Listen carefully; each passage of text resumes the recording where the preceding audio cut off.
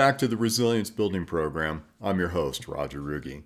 This is part of a Breathwork series, and so I do recommend you look at the videos that preceded this so you can kind of see the natural progression of it.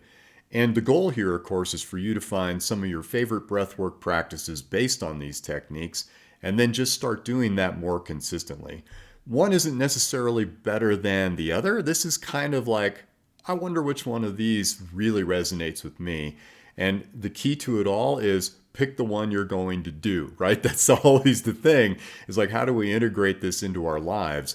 Well, that's the point. I want to give you a whole bunch of techniques, all of which are going to improve your ability to tolerate the buildup of carbon dioxide in the body, your ability to oxygenate the cells. And again, if you want the deeper dive into any of the science behind this, check out the work by Patrick McKeown. The Oxygen Advantage is his first book, and then the Bible of Breathing, The Breathing Cure. You'll get all the science behind this, right? But I know most people are just interested in the techniques, so that's what I'm going to give you here today. And today, we're going to focus on something called blood pressure variability. Now, this is a way to stabilize our blood pressure. So if you tend to run a little high or even a little low, this breathwork practice will tend to bring you back into that sweet spot.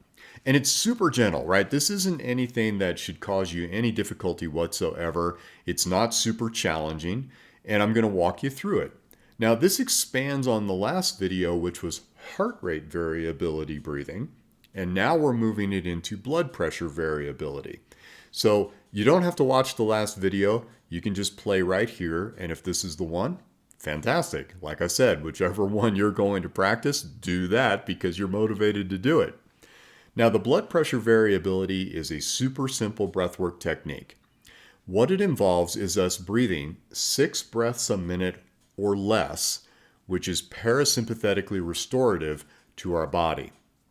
It signals the heart that everything's good, which signals the amygdala in our brain that it doesn't have to be the hyperactive watchdog that it is, because that's our stress, right? It's just like, whoa, everything's wrong in our environment.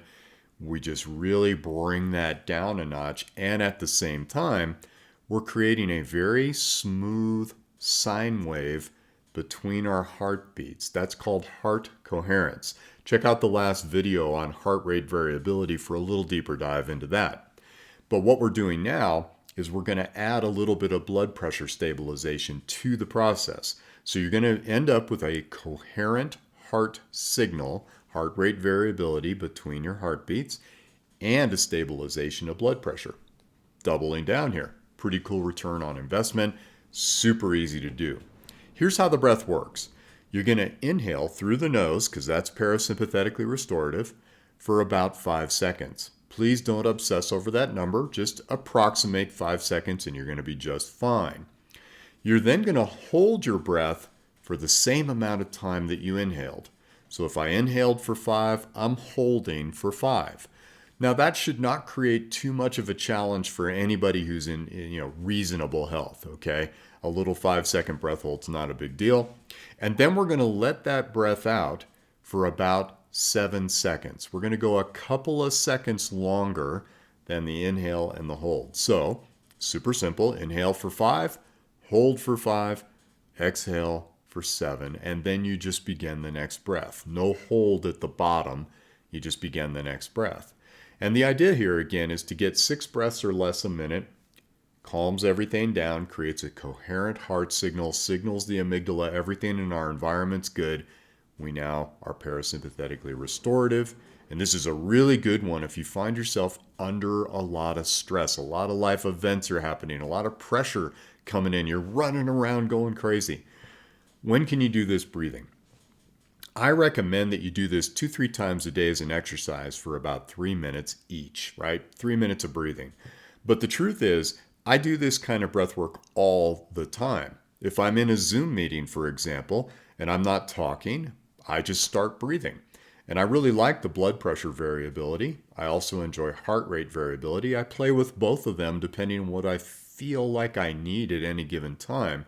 So that's me listening to the wisdom of my body. But the idea here is take advantage of this breath work and practice it as often as you can. You could do this while you're driving because it doesn't make you lightheaded. Exactly the opposite. It actually makes you clear. Your focus and concentration improve, but without the stress. Isn't that cool? So heart rate variability, blood pressure variability, both of these are super easy to do. And again, don't let simple detract you from the power of these techniques because they're amazing and they're free and you can do it anytime. Now, in the next video, we're going to take even deeper dives into breathwork. And again, the goal here, expose you to a bunch of different ones, let you pick the one that works for you because that's the one you're going to practice, right? The one you love most. One isn't necessarily superior to another. I just want you to find one that you're willing to practice on a regular basis. And then notice, really check in, because over the course of time, you're going to notice improvements in the body, mind, and spirit as your resiliency increases throughout these simple techniques. All right? If you got any questions, anything at all, get to me in the comments. I'll be happy to answer any questions that you have. And as we move along, we're going to continue with additional breathwork practices that are going to kind of marry other mindfulness and resilience practices together.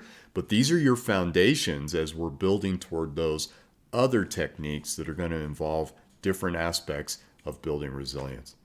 All right. Thanks for listening. I'll see you at the next video.